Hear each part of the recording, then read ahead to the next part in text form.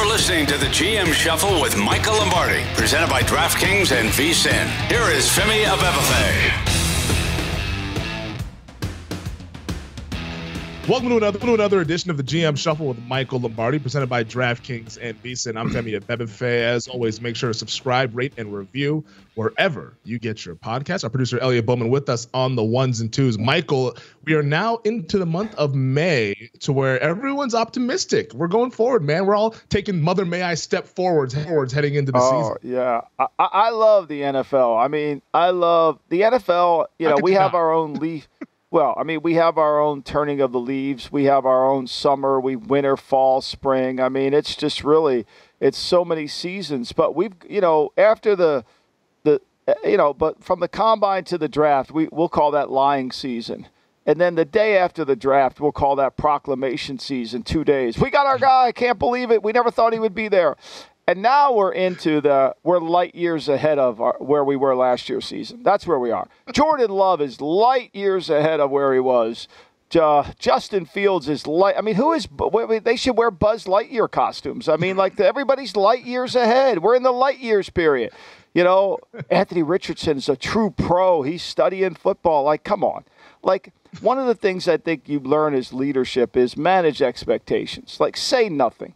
You don't have to say anything. I'm going to write this for the Daily Coach. There's Pat Riley won't do any interviews. He's laying in the background. He doesn't want any comments to be out there. I think part of the responsibility of running an organization is to not say anything, not put people out there, and say as little as you possibly can. But this proclamation, light years ahead. I can't wait for John Lynch to announce, 1-800-JOHN-LYNCH, to announce that Trey Lance is light years ahead of where he was last year.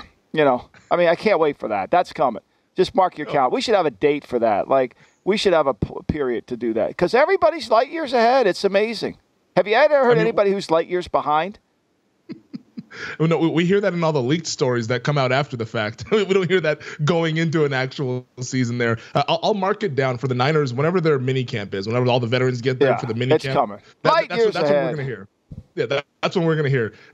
Trey's doing much better. He's made his way through the rehab and all that stuff. We're going to hear that. But they get away with it. Nobody says, but Coach, I thought you said this guy was light years ahead. What happened? Nobody says that. Well, because they don't want their access cut off. Exactly. I mean, just say what you think. It's not that hard to see it. It wasn't that hard. I hate to take a detour, but I have to. It wasn't that hard to see your MVP in the fourth quarter and overtime completely exhausted last night, did you? It wasn't hard to see that. It wasn't hard to see that the MVP award was bigger to him than winning. Well, it wasn't hard to see that, but nobody's saying it. But no, it's not hard. It wasn't hard to see it. He disappeared in the fourth quarter and overtime. They were able to sneak out a win that I thought that they were definitely going to lose. But at some point, when you see it, you should say it. Even you saw it yesterday, and you're the greatest defense attorney since Oscar Goodman.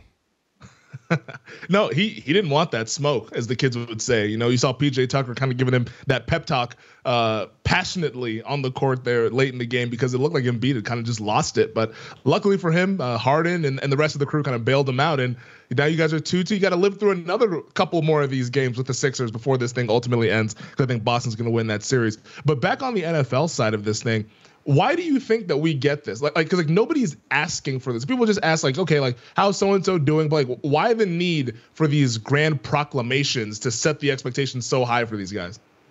I don't know the answer to that. I don't know. I think a lot of times people that go in front of the media don't have a plan. It's kind of commonplace that I got my media thing, but nobody spends 20 minutes before they get in front of the media planning on what they need to say.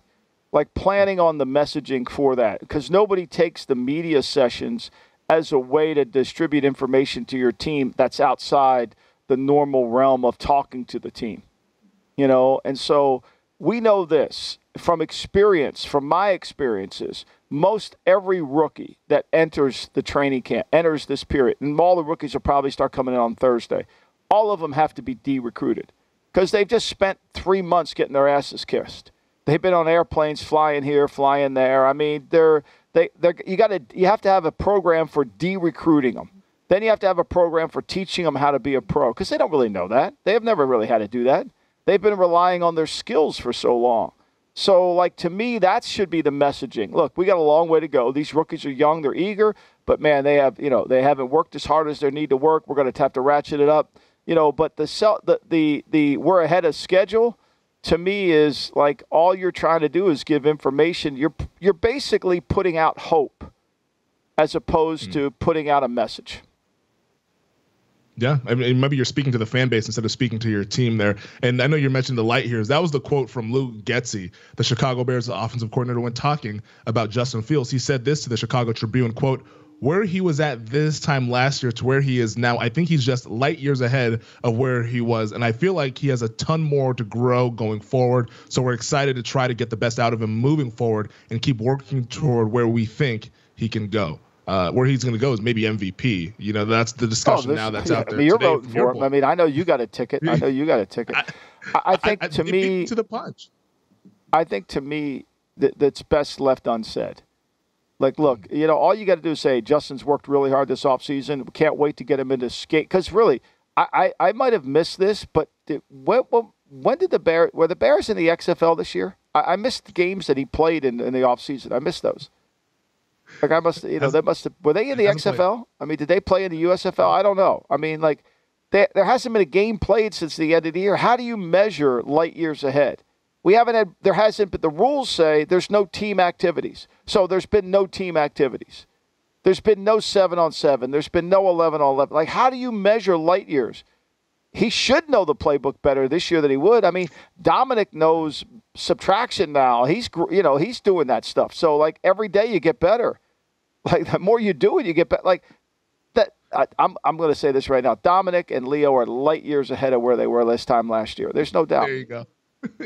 Wait till they start doing multiplication, man. That's when they're really. Yeah, they're light years ahead. I mean, they're light years ahead. I've never seen it. I've never seen Dominic and Leo be so good at it. They're light years ahead. They're unbelievable. I mean, they're working hard. They're getting – come on, man. Like, we didn't play any games yet. It matters. That's what matters most. Shout out to my client, though, Justin Fields, who off the field, he went ahead and graduated at Ohio State this past weekend. So he went back and got his degree in consumer and family financial services. So shout out to you, Justin Fields. Go ahead and finish in school. I think that's great. I applaud him for that. I think that's tremendous. I think, to me, that says a lot about the character of the human being. I love that.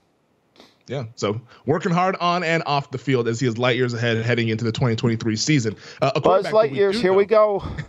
A quarterback that we do know that's really good, who has actually won an MVP, won Lamar Jackson, of course, last week, signing his 5-year, $260 million contract with the Baltimore Ravens. Well, he then had the press conference with Eric DeCosta, the general manager, John Harbaugh, the head coach. Harbaugh looked relieved that they got this thing done, man. He's like, whew, yeah. I don't have to worry about this quarterback situation anymore, man. Because some of those pressers a few weeks ago looked a little tense from Harbs out there worrying about this quarterback situation. But I thought Lamar, it was really interesting what he had to say when he was asked about whether he had entertained other teams, because he confirmed that other teams reached out to him. Here's what he had to say at that press conference a week ago.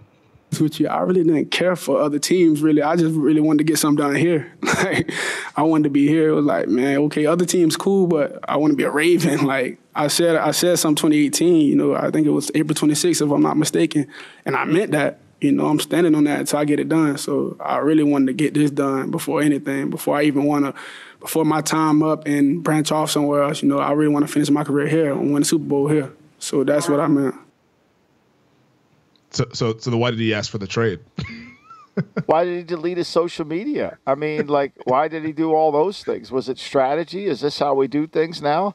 I mean, how many stories did we write about? We talked about it. Where would he be a good fit? How about the collusion? How about everybody said that the people were colluding, that they weren't calling Lamar, that the league had sent, the league's in collusion mode because nobody's contacting Lamar when, now we find out Lamar didn't want anybody to contact him. I mean, who knows? Look, I think at the end of the day, Baltimore realized that they're a much better team with Lamar than they are searching for a quarterback, and they would go into the oblivion, and they would be out there where they wouldn't have any idea about their team. They certainly, even though Tyler Huntley was the MVP of the league, I mean, they don't know really, where they are and where they're going to go. So I think, to me, I think, as the great Albert Barresi once said in Sopranos, I'm in no position to going into the unknown not knowing.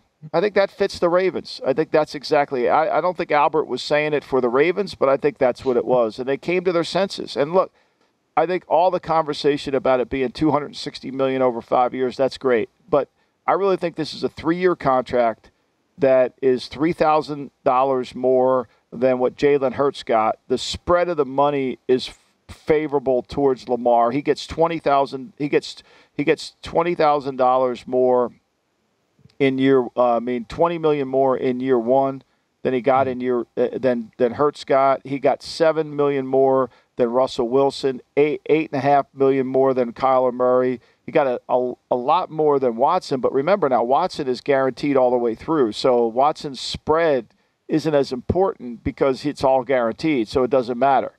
Mm-hmm. So I think that's what he did. And when you get to year 3, Wilson's at $150 million, Jackson's at $156, Hurts is at $153. And so I think that's what it is. I think it's a 3-year deal, averaging over at $52 million per year. Because when you look at the cap numbers in years 4 and 5, they're at $72 million. So clearly the Ravens have to extend it or do something with it if they're going to continue. They can't have a $72 million cap charge. And that's a smart deal for Lamar Jackson because he's only 26 years old. Like, he's played in the league for so long, about five years now, but he's only 26. 3 years from now, he's 29, still in the prime of his career, can get another bite at the apple to go ahead and re-up with the Ravens, or if he wants to go somewhere else. He does have that no trade clause now in his contract and a no tag clause as well. So Lamar's set up pretty well going forward here with this contract. As long as he stays healthy, I think he can be a pretty good player for the Ravens and also make a lot of money, which is ultimately what he wanted to do. Getting a fully guaranteed contract, not quite all the way buttoned up, but a pretty good deal nonetheless for Lamar Jackson. Another guy, Michael, who got paid is Dexter Lawrence. I want to talk about Dexter Lawrence and the New York Giants on the other side here. Big Blue fans are curious to hear your thoughts on their big defensive tackle cashing out at the bank. This is the GM Shuffle. We're going to take a quick break.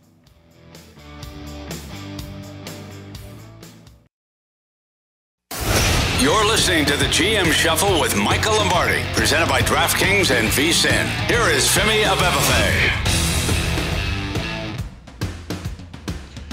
All right, about a month ago, Michael, we had the discussion about the New York Giants and the disease of me, and it upset a lot of Giants fans, and more than Giants fans, even Giants analysts were talking about it and saying that, hey, we're kind of misguided with the Giants and the contract structures that they have to get going forward. Daniel Jones got his big deal earlier this offseason, right at the deadline before the franchise tag. Saquon Barkley's on the tag. We knew that Dexter Lawrence was due up to get paid as well, and he got paid 4 years, $90 million, $60 million guaranteed, and that falls right in line with the defensive tackle market that we've seen so far this offseason with those big boys getting all the big money there. But where do you think Big Blue now goes from here, especially as it pertains to Saquon Barkley, who's still not signing said franchise tag and wants that long-term extension?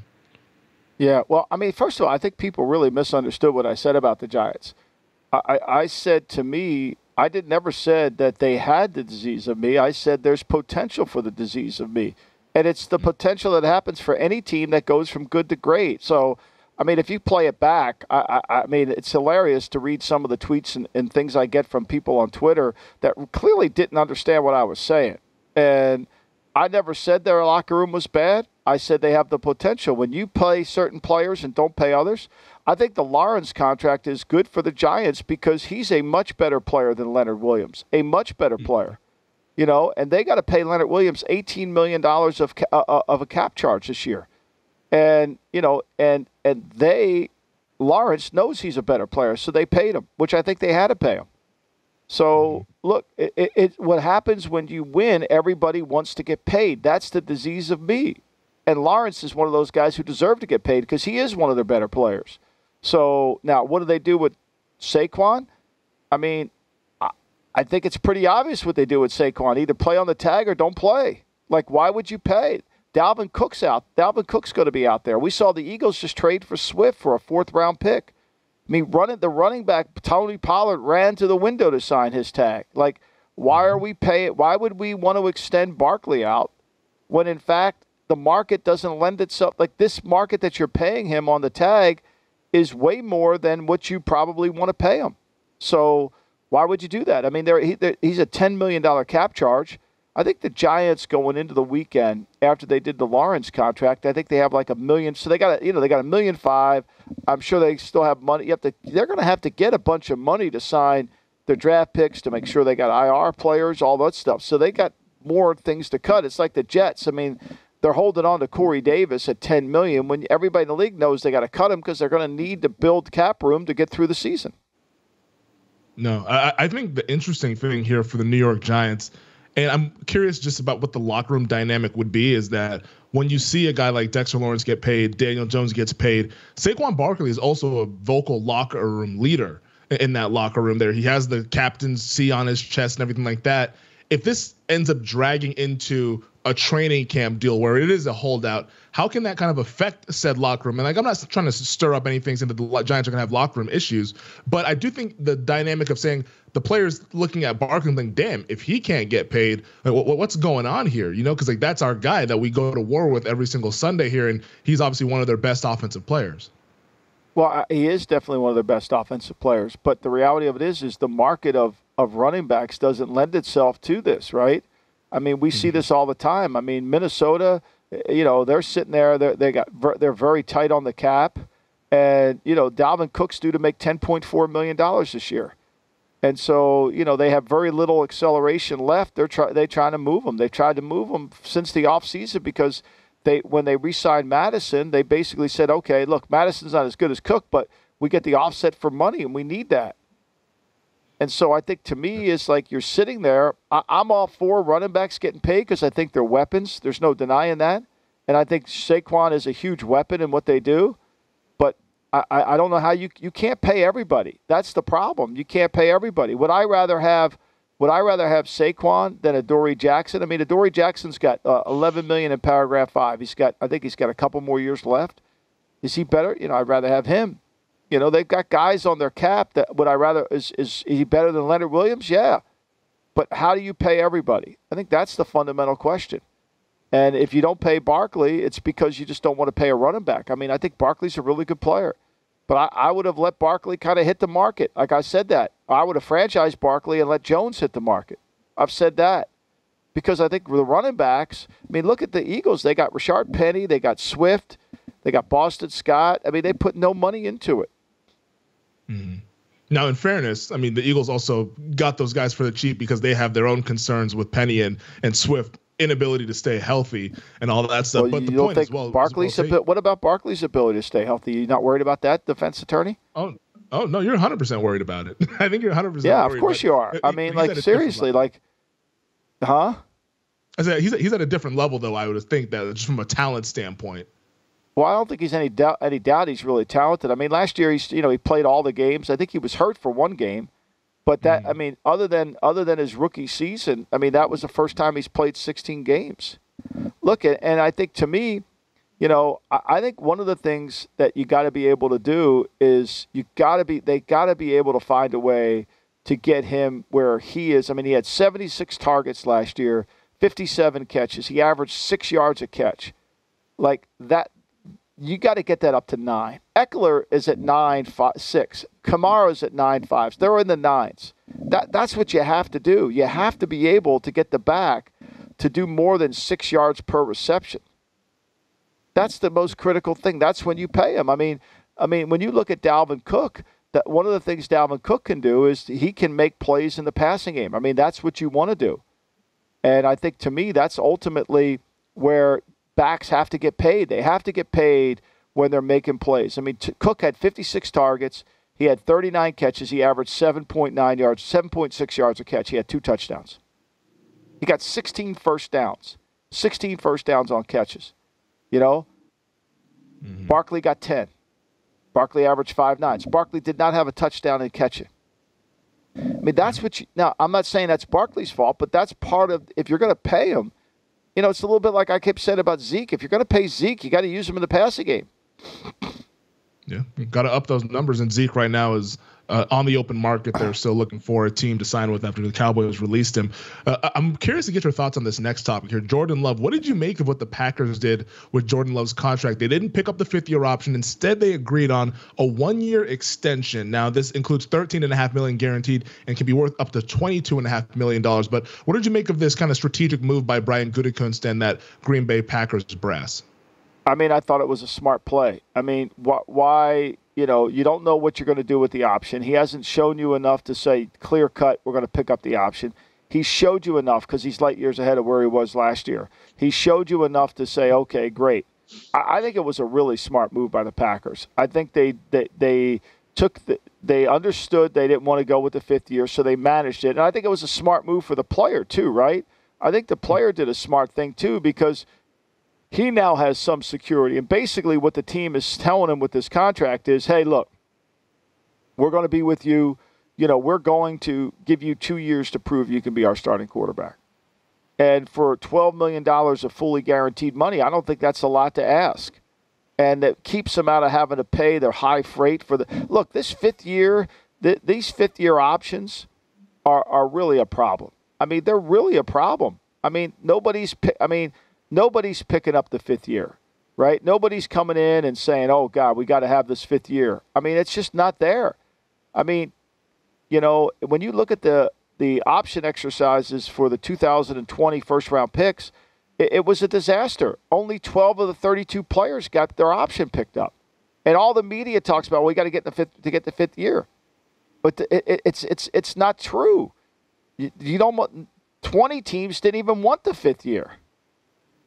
Yeah. And when you're in the back of the first round, everybody says, well, you want to trade back into the first round to get that 5th year. That's why everybody was trading up for Head and Hooker. No, nobody wanted the 5th year on Head and Hooker. Went in the 3rd round. It's a fallacy. It's become a narrative that's not true, right? 10 of the first 17 picks in that draft had their options picked up. Only 2 of the last 15 did. So nobody's running for this 5th year. I think it was a really smart move by the Packers. I think it was the best thing they could have done. And now, whether he's a good player or not, they've got to manage it, but at least they have 2 years to window to do it as opposed to spending 1 year thinking, okay, do we pick up that year and then overpaying them for that 1 year? Yeah, and the 5th year for Jordan Love, who was a 26 overall pick, would have been just over $20 million fully guaranteed. So, yeah, we're starting to see those teams kind of shying away from picking up those 5th-year options. So remember that. Nobody wants them anymore. Nobody wants them anymore. Only 18 players over the past 3 years, only one of 18 players selected from 27 to 32 had their options exercised. Meanwhile, all you're going to hear about in the media is you got to get back in the first round to get a 5th year. Yeah, we talk ourselves into it every single year, and it's a fact. It's not true. Yeah, it's not. People that know what, if you know what you're talking about, you know that teams don't want the 5th year. Yeah, and that's why you see the number as low as it was. Real quick here before we take a break, did you see your boy Robert Saleh? He was talking about how the wish list narrative about Aaron Rodgers bringing all his friends to the New York Jets is a, quote, silly narrative. This after they signed Randall Cobb. What did you make of that? Okay. Saleh kind of all right, so fight back against this thing. Let's play a game here. You be Robert Saleh and I'll be Al Davis, right? You come to me and say you want to sign Randall Cobb. Al Davis would say to you, oh, who are we going to take off the field to put Randall Cobb on?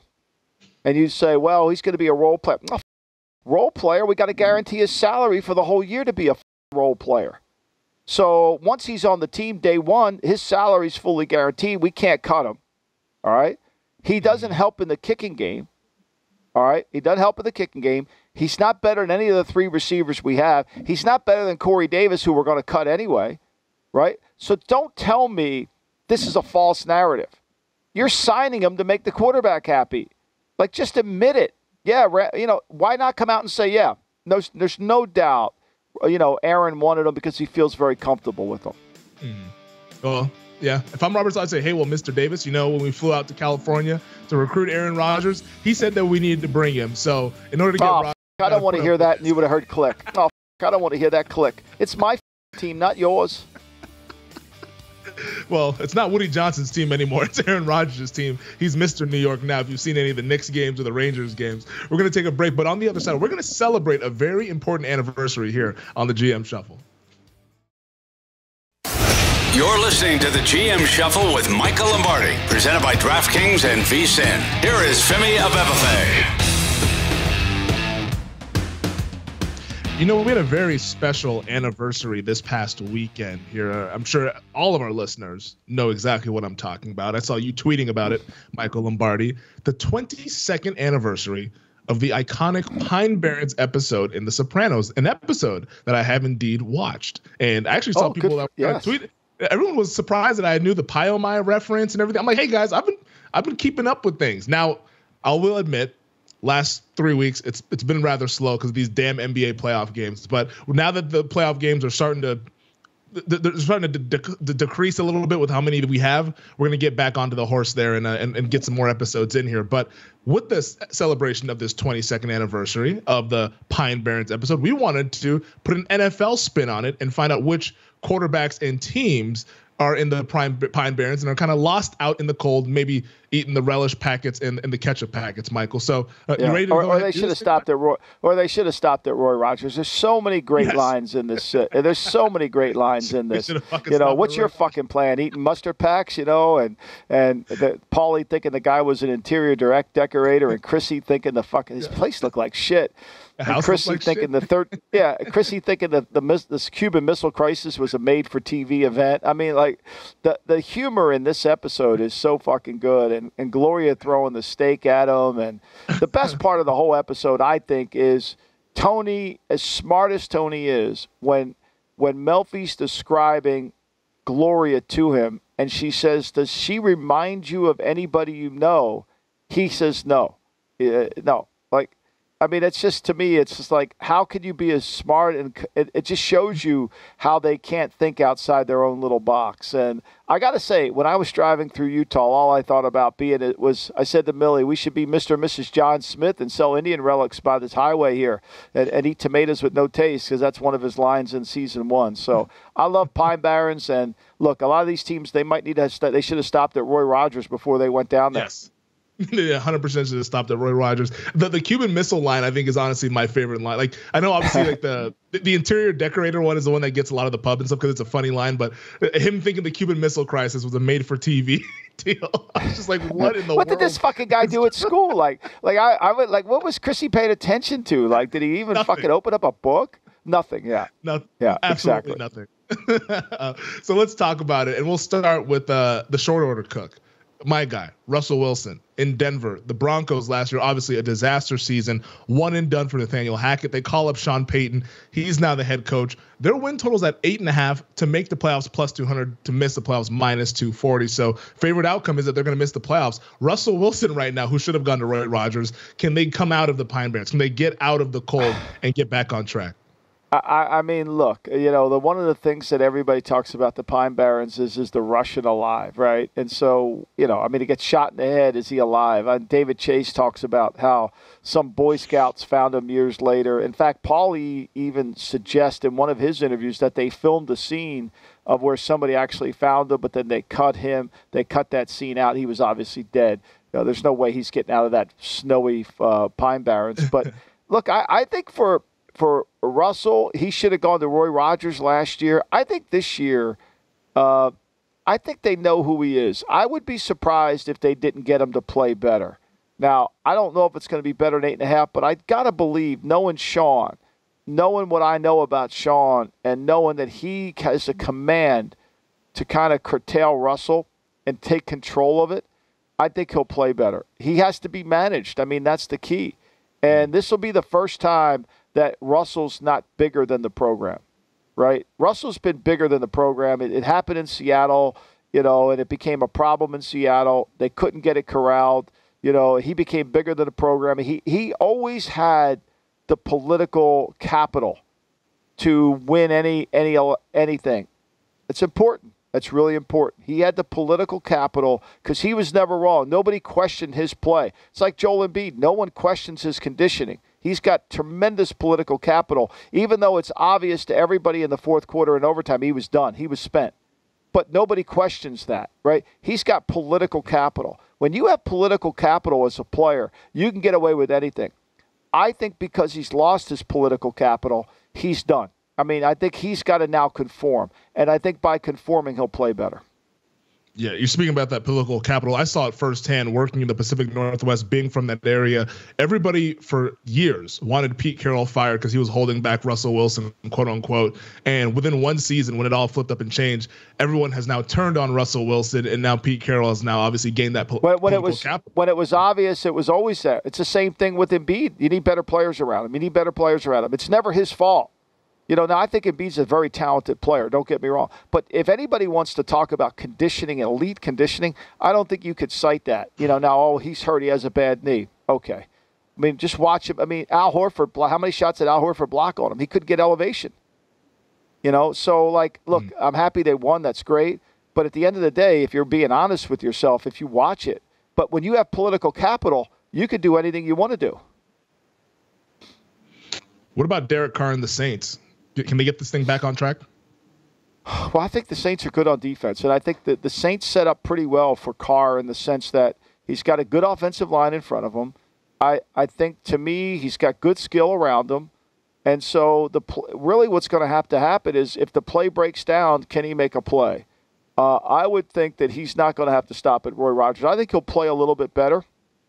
But I will say this, if he starts to get pressure and he starts to feel it, and he doesn't make those extended plays, those ad-lib plays, then I think it's going to be a challenge for him. We'll see. I mean, the pressure's on him. I mean, if he doesn't play well and if the Saints don't win it, the people are going to look at him because how many more – because they're good on defense. They're good enough on defense to win. Mm-hmm. Yeah, and they also have good weapons. That wide receiver room is pretty good. I'm really excited to see Chris Olave in year number 2. He's going to be a really good player there for the New Orleans Saints. And Michael Thomas, if he can get back, maybe he needs to go ahead and stop at Roy Rogers. We haven't seen that dude in years. Well, he's been at Roy Rogers. He hasn't stopped at it. I mean, he's been so far in the Pine Barrens, we can't even find his ass. Yeah, Michael Thomas. We're still searching for Can't Guard Mike. It's Can't Find Mike the last 3 years. What about this next one? Deshaun Watson and the Cleveland Browns. Oh, boy. The way Watson played at the end of last season, it hasn't been talked about a lot, but man, that was a really, really bad performance from Watson. Granted, he hadn't played in quite some time for a number of reasons, but man, he really has to get things back on track. I mean, I don't know if you could have played anywhere. I mean, literally, he had 6 starts, and everything he did in those 6 starts were completely the antithesis of everything he did in his career up until that point. I mean, from throwing interceptions, he had, 7 interceptions in Houston. His last year at Houston, he had 5 in 6 games there. He threw at 70% completion in Houston. He threw for 58. I mean, there was nothing good about it. And that was when they were 4-12. Right? They were 4-12 that year. So, yeah. I mean, to me, I think he's going to have to play better. He's got to raise his level. And one thing I do know about players that have talent that get embarrassed, I think they have more of a sense of, okay, I got to turn this thing around. And I wouldn't just give up on Deshaun completely. I think he's got a chance to not stop at Roy Rogers. I think he can get out of the Pine Barrens. Yeah, because if he can't get out of the Pine Barrens, that whole organization is going to be in the Pine Barrens. They're all fired. Stefanski's on the hot seat. Yeah, Stefanski's on the hot seat. I mean, look, the Haslams take over the Bucks, and they, and that the first time they don't make the coach buds out. So look, it's a rough sport. No, it is definitely a rough sport, and we know that the amount of capital they gave up to get him, they're going to need to start winning as soon as possible. Matthew Stafford, after going to the Super Bowl, this guy was on the pinnacle of the stage in the NFL. Pine Barrens last season. Can he get out of the woods? I think he's done. I think, to me, he's eating mustard and ketchup packs. I don't see him, and I don't think it's because he's not. I think his arm shot. I think his elbow. I think he's not healthy. I think once he starts to get hit, and I think that's going to be an issue. Who's he throwing the ball to? Their team is loaded with free agents, and they're loaded with. They signed Brett Rippon to be the 3rd-string quarterback. I mean, most of their offensive linemen are young guys. I know they have Noteboom and Haverstein at tackle, but they draft a kid from TCU. Can they stay healthy? And here's the other question: are they any good on defense? Are they any good? I know Aaron Donald's great, but their secondary is probably not going to be. And, we'll see where they go. I think, to me, this is going to be hard. I was shocked by the Stetson Bennett pick. I really was. If you would have said to me, describe Sean McVay's type of quarterback, I would have never landed on Stetson Bennett. No, I wouldn't think I would have. But maybe there's a little bit of comparisons with him and John Wolford, the guy that he had as the backup there for a little bit of time there. Kind of mobile, smaller guy. Maybe that's what Sean McVay Bennett sees in him. Bennett had more letters on him than any player, I think, in the draft. Whether it's injury, there's a lot of concerns about Bennett. Yeah. This isn't like you're getting. Oh my God, this is the hardest worker. Or this guy's all football. There's some issues you're gonna have to dig through. Taking a look at the Rams' defensive roster anytime soon, outside of Aaron Donald, I'm not sure how many of these guys I've actually even heard of. There's a Kobe Turner, Bobby Brown III, Byron Young, Ernest Jones, Christian Roseboom. Well, you've heard of Ernest Jones. He's played for him. That front, nobody in the front but Donald. Look at it. They got college free agents that are going to start for him. This is not a good team. So, Stafford's going to have to play from behind. Rough. And if Stafford plays from behind, it's going to be a lot of drop back. And Sean doesn't have a big, extensive drop back pass game. He wants to run play action. And then now all of a sudden you're into I'm going to get hit way too much. And if they lose Haverstein or if they lose Notebloom like they did last year, who's the back? If they lose any lineman, who are the backups? They're thin, but I guess once again, they went all in. These are the repercussions of going all in. In F them picks, but I guess they at least won the Super Bowl, so they got that going from win total at 7.5. That's not very good. That's the lowest, I believe, of Sean McVay's career, who's had a really good career as a head coach. Real quick before we wrap this thing on up, the podcast, the next episode will actually be on Friday. So we're going to record on Friday because Thursday, exciting day in the NFL, regular season schedule is expected to be released. So we're going to have a lot of fun recapping that. So hopefully it does come out. So Friday we'll be able to review it, and we can sit there and work on some over-under totals. There we go. I'm excited. Do you have any prediction for the opening night game? Kansas City's going to host it. I think it's KC-Cincy or KC. I think Philly plays them. I could see it being a rematch of that. That'd be all. I think Philly deserves to have it. Yeah, I could see Philly, but I think Cincy KC, they want to start that Burrow-Mahomes rivalry with everything that was happening in the playoffs last season. But we're really looking forward to that, and we'll be looking forward to you guys all listening and viewing next week's or this upcoming week's episode of the GM Shuffle here coming up on Friday. Once again, not Thursday, it will be Friday when we record that podcast. Well, that does it for us on this edition. Thank you to our producer, Elliot Bowman. Thank you to DraftKings and VSiN. Thank you to all of you guys subscribing, rating, and reviewing. We see you guys. We hear you guys. We love the engagement all throughout the offseason, and we ain't going anywhere. We're sticking with you guys. So we will talk to you guys on Friday. Michael, I'll see you then. I'll see you. Philly will be eliminated by the time we talk, I think, huh? Probably.